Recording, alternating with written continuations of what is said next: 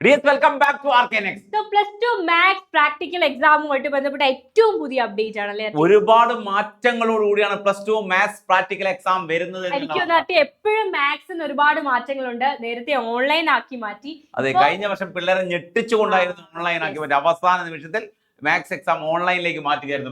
ലാബുകളുടെ എണ്ണത്തിൽ വർധനവ് വന്നിരിക്കുകയാണ് മക്കളെ. അപ്പൊ ഇത്തവണ 2026 ജനുവരി 22 നടക്കുന്ന ഹയർ സെക്കൻഡറി മാത്സ് ലാബിന്റെ മുൻ വർഷങ്ങളിൽ നിന്ന് വ്യത്യസ്തമായിട്ട് അതിന്റെ നമ്പർ ചേഞ്ച് ചെയ്തു. അതിന്റെ ഡീറ്റെയിൽഡ് ആയിട്ടുള്ള വിവരങ്ങളിലേക്ക് നമ്മൾ പോകണം. ഇങ്ങനെയാണ് നമ്പർ ചേഞ്ച് ചെയ്തു എന്ന് പറയുന്ന സമയത്ത് നിങ്ങൾ അതിനെ സില്ലി ആയിട്ട് കാണരുത്.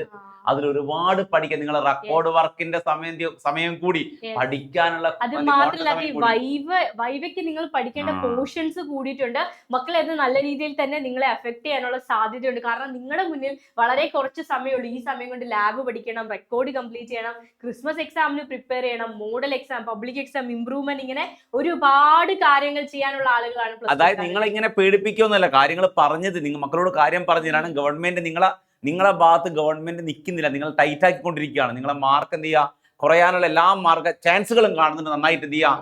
അത് ശരിക്കും നിങ്ങൾ അങ്ങനെ ഒരു ദോഷം വിചാരിച്ചിട്ടല്ല, നിങ്ങളെ കോമ്പറ്റേറ്റീവ് എക്സാമിന് വേണ്ടി പ്രിപ്പയർ ചെയ്യിക്കാൻ വേണ്ടിയിട്ടാണ് ഇത്രയും ടഫ് ആയിട്ടുള്ള സിലബസും കാര്യങ്ങളൊക്കെ. അതെ, ഓൾ ഇന്ത്യ ലെവലിൽ നിങ്ങൾ എന്ത് ചെയ്യാം, നിങ്ങൾ പല കോമ്പറ്റേറ്റീവ് എക്സാമിലും നമ്മൾ എന്ത് ചെയ്യുന്നുണ്ട്, കേരള സ്റ്റുഡൻസ് പിന്തള്ളപ്പെടുന്നു എന്നുള്ളൊരു വാർത്ത ഉണ്ടായിരുന്നില്ല. അത് ക്ലിയർ ചെയ്യാൻ വേണ്ടി എന്തൊക്കെ കാര്യങ്ങളാണ്, എങ്ങനെയാണ് ഇത് നിങ്ങളെ എഫക്ട് ചെയ്യാന്നുള്ള കാര്യം നമുക്ക് നോക്കാം. അപ്പൊ ഇത്തവണത്തെ ലാബിന്റെ എണ്ണം നമ്മൾ നോക്കണമെങ്കിൽ ആകെ 12 ലാബുകൾ ഓരോ സ്കൂളും സെലക്ട് ചെയ്യേണ്ടതായിട്ടുണ്ട്. അപ്പൊ കഴിഞ്ഞ വർഷം വരെ 8 ലാബാണെങ്കിൽ ഇത്തവണ 12 ലാബായിട്ട് ഇത് കൂട്ടിയിട്ടുണ്ട്. അപ്പൊ 4 അല്ലേ, 4 ലാബിന്റെ എണ്ണം മാത്സിൽ കൂടി എന്ന് മനസ്സിലാക്കുക. ചില്ലറയുള്ളത് അല്ലേ. ഇനി നമുക്ക് നോക്കാം. +1 ഫസ്റ്റ് ഇയറിലെ 5 ലാബുകള്, അതേപോലെ സെക്കൻഡ് ഇയറിലെ 7 ലാബ്, അങ്ങനെ മൊത്തം 12 ലാബായിരിക്കും നിങ്ങൾക്കുള്ളത്. ഇതിൽ നിന്ന് ഓരോ സ്കൂളിൽ നിന്നും 3 ഫസ്റ്റ് ഇയറിൽ നിന്ന് 3 സെക്കൻഡ് ഇയറിൽ നിന്ന് 3 വെച്ച 6 ലാബായിരിക്കും എക്സാമിന് നിങ്ങൾക്ക് സെലക്ട് ചെയ്ത് മൊത്തം 12 ലാബ് നിങ്ങൾ പഠിക്കേണ്ടതായിട്ടുണ്ട്. സ്കൂളിൽ ചെയ്യേണ്ടതായിട്ടും റെക്കോർഡ് എഴുതേണ്ടതായിട്ടും അതിലെ വൈവ ക്വസ്റ്റ്യൻസ് പഠിക്കേണ്ടതും ഒക്കെയുണ്ട്. അതിൽ നിന്ന് 6 എണ്ണമാണ് നിങ്ങൾക്ക് വരിക. ചെയ്യേണ്ട ആവശ്യമുണ്ടോ? ഇല്ല, 6ൽ 4 എണ്ണം മാത്രം ചെയ്താൽ മതി. കഴിഞ്ഞ വർഷം 8 ലാബേ ഉള്ളായിരുന്നു, 8ൽ 6 എണ്ണം വരും. ഇത്തവണ 12 ലാബുണ്ട്, 12ൽ 6 എണ്ണം വരും. 6 എണ്ണത്തിൽ 4 എണ്ണം മാത്രം മക്കൾ അറ്റൻഡ് ചെയ്താൽ മതി. ഏറ്റവും നന്നായിട്ട് ചെയ്ത 4 എണ്ണം ആയിരിക്കും. നിങ്ങൾ ഇപ്പൊ 5 എണ്ണം എഴുതിയെങ്കിൽ ഏറ്റവും നന്നായിട്ട് ചെയ്യുന്ന 4 എണ്ണം ആയിരിക്കും അവര് സെലക്ട് ചെയ്യാം.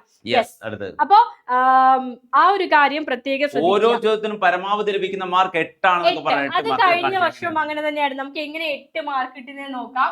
അപ്പൊ 8 മാർക്ക് നോക്കുകയാണെങ്കിൽ ഓരോന്നിനും 8 മാർക്കാണ്. അങ്ങനെ 4 എണ്ണം 32 മാർക്കാണ്. അനലൈസിംഗ് ദ പ്രോബ്ലംസ് 2 മാർക്കാണ്. ചൂസിംഗ് ദ അപ്രോപ്രിയേറ്റ് മെത്തേഡ് 2 മാർക്കാണ്. കറക്റ്റ് ആയിട്ടുള്ള മെത്തേഡ് ചൂസ് ചെയ്യുക, അതിന് 2 മാർക്ക്. അതൊക്കെ റെക്കോർഡ് ആ പ്രൊസീജിയർ റെക്കോർഡ് ചെയ്യുന്നതിന് 1 മാർക്ക്. നിങ്ങളുടെ പ്രോബ്ലം സോൾവിംഗ് സ്കില്ലിന് 1, ഔട്ട്പുട്ട് ജനറേറ്റ് ചെയ്യുന്നതിന് 1, അങ്ങനെ മൊത്തം 8 മാർക്ക്. അങ്ങനെ 4 ലാബ് ചെയ്യേണ്ടതായിട്ടുണ്ട്. ഇൻ ടോട്ടൽ 32 മാർക്സ് ആണ് ലാബിന് നിങ്ങൾക്ക് കിട്ടുക. പിന്നെ 4 മാർക്ക് 32 കിട്ടും. 32 വലിയ ബുദ്ധിമുട്ടൊന്നുമില്ല, ഒന്ന് സ്ട്രെയിൻ ചെയ്താൽ കിട്ടും. കഴിഞ്ഞിട്ടില്ല 4 മാർക്കാണ് നിങ്ങളുടെ പ്രാക്ടിക്കൽ റെക്കോർഡിന് വരിക, 4 മാർക്കായിരിക്കും വൈവയ്ക്ക് വരിക. അങ്ങനെ അവിടെ വൈവേന്റെ കേസിൽ ഒരു ബുദ്ധിമുട്ടുണ്ട്, നിങ്ങൾ മനസ്സിലാക്കുക. വൈവയ്ക്ക് നിങ്ങൾ എന്ത് ചെയ്യാ, നിങ്ങൾ ഈ പഠിച്ച 12 ലാബിന്റെയും ക്വസ്റ്റ്യൻ എന്ത് ചെയ്യാ, വൈവയ്ക്ക് ചോദിക്കാം.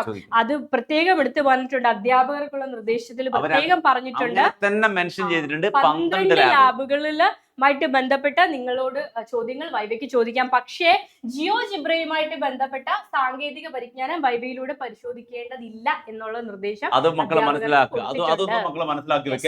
അപ്പൊ ഈ 12 ലാബുകളുടെയും വൈവ ക്വസ്റ്റ്യൻസ്, ബേസിക് ആയിട്ടുള്ള കാര്യങ്ങൾ വൈവയ്ക്ക് വേണ്ടി പഠിച്ചു വെക്കാം. നമ്മുടെ ചാനൽ അവൈലബിൾ ആയിരിക്കും അല്ലെ. മാത്സ് ആയിട്ട് ബന്ധപ്പെട്ട കാര്യം, എല്ലാ ലാബായിട്ട് ബന്ധപ്പെട്ട കാര്യങ്ങളും നമ്മുടെ ചാനൽ അവൈലബിൾ ആയിരിക്കും. ഫിസിക്സും ഒക്കെ ലാബ് ചെയ്യുന്നത് എങ്ങനെയാണെന്നും ലൈവും കോണ്ടന്റ് വീഡിയോസും ഒക്കെ ഉണ്ടായിരിക്കും. അതിനുവേണ്ടി നമ്മളെ ഒന്ന് സബ്സ്ക്രൈബ് ചെയ്ത് വെക്കുക മക്കളെ. സബ്സ്ക്രൈബ് ചെയ്തില്ലെങ്കിൽ ഇനി ചിലപ്പോൾ നമ്മൾ കണ്ടെന്ന് വരത്തില്ല.